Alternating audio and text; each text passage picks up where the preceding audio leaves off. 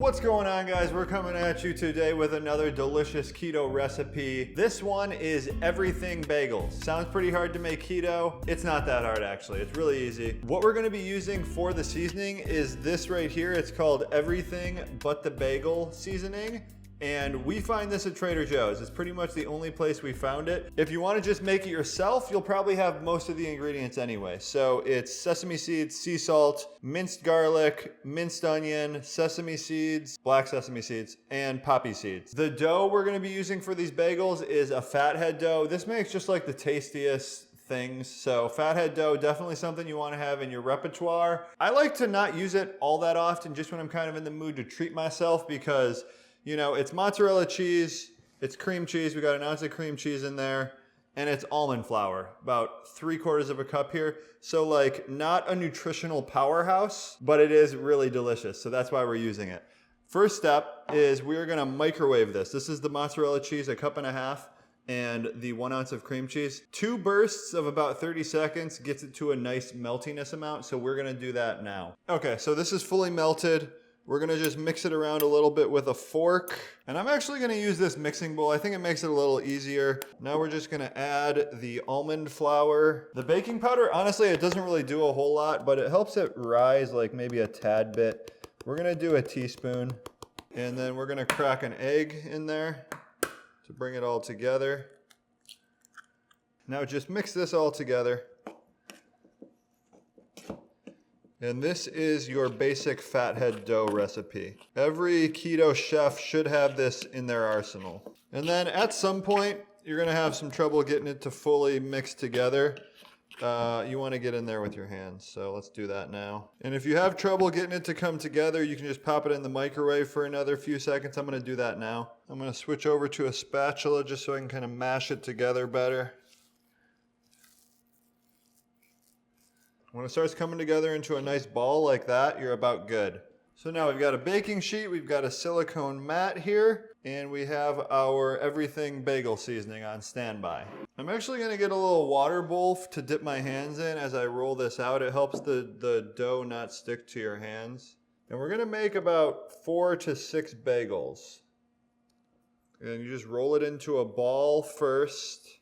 You can use a donut pan if you have one of those donut bagel pans. I like doing hand-rolled bagels though. So I like to just roll it into a log. Like if you go to New York and they saw you doing this, they'd probably just like laugh you off the block. Off the stoop, is that what they say in New York? Stoop? That's a word we don't say in the Midwest. Okay, and then you get your little log here and you just kind of form it into a bagel. Beautiful, right? I think it'd be cool to like make little balls and dip it into cinnamon sugar, like cinnamon and erythritol. You could probably even make monkey bread. Have you guys ever made monkey bread? So good. You can make anything with this dough. Last step is we're gonna brush these with water. I've tried brushing them with olive oil and with water, and I found that when you brush them with olive oil, the seasoning burns a little bit because the olive oil gets really hot when you're baking it and it burns the seasoning. So I like using water. I think that makes the final product just a little bit better, a little bit softer. We're just gonna use a paintbrush, brush on a little water to each one, and this helps the seasoning stick. Now just sprinkle on the seasoning.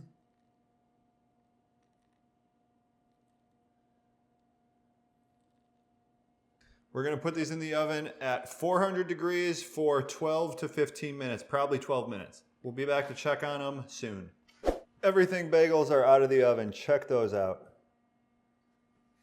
These are fresh out of the oven, so they're still pretty soft. Anytime you bake with almond flour, it takes a little bit of time for the things to set and get to their consistency that you're looking for. Obviously, let these cool, give them a good 15 to 20 minutes. I don't really want to do that. I kind of just wanted to get the taste test done right now. Let's just grab one of these. Look at that. Oh man. Super soft. Pretty like doughy. Bagel-like actually. Wow. Really good.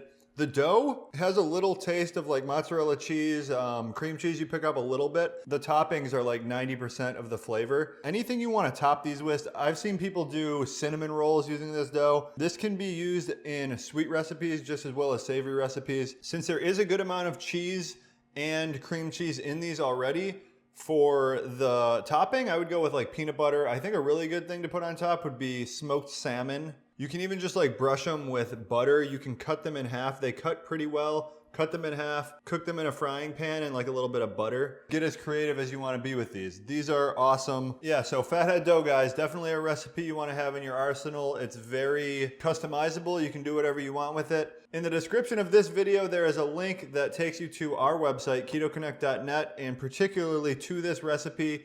There's step-by-step instructions, all the ingredients we use, all of that is in the description below, so check that out, guys. I remember when I first started doing keto, I used the fathead dough a lot, and it was really what made this diet seem sustainable for me because I could have bagels again, I could have pizza again. So give this recipe a try and let us know what you think.